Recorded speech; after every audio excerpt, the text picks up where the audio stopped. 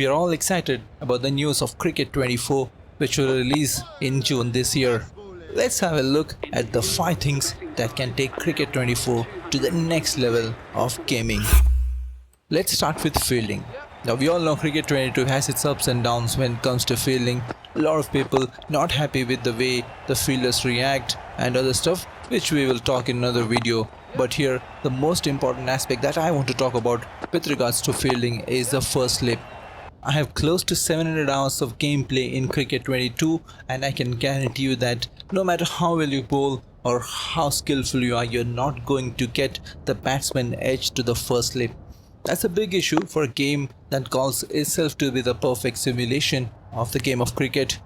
The first slip catching is one of the most common sight in cricket, and not having the ability to take wicket this way is a big bummer. You do get the catches at second slip, third slip, gully, wicket keeper, but this one aspect is missing. Hopefully Cricket 24 can address this basic flaw and make slip catching more realistic. Moving on, let's talk about the scoring shots through mid-wicket. While the flick shot is a great way to score runs through mid-wicket, there are many other shots in the modern day cricketing arsenal. Cricket 24 needs to realize this and add more options, especially the slog through mid-wicket off the front foot. Now, Cricket 22 lacks a lot of shots, but this is one shot that has to be in the game because it's a bread and butter shot for each and every cricketer worth its salt in this modern age. After all, it's like playing football without the options to hit the ball. The slog through mid-wicket has to be in the game, and I hope Cricket 24 is going to make us happy. Let's talk about the proper application of skills in the game. While it's great to see the strengths and weaknesses of the batsmen and bowlers on the screen, it seems to have little effect on the actual gameplay. It happens so often in Cricket 22 that a batsman with the drive shot as his weakness keeps playing the drive, perfectly middling the ball and scoring a lot of shots, and the batsman with hook and pull as his actual strength hardly ever plays that shot.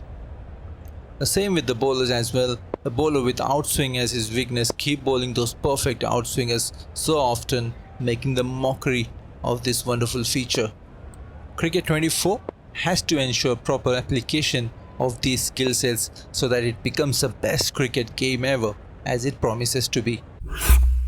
Let's talk about customizable tournaments. While Cricket 22 did a good job of providing gamers with plenty of options to create match types and tournaments, there's one thing that's dearly missing: the ability to create any tournament format we want.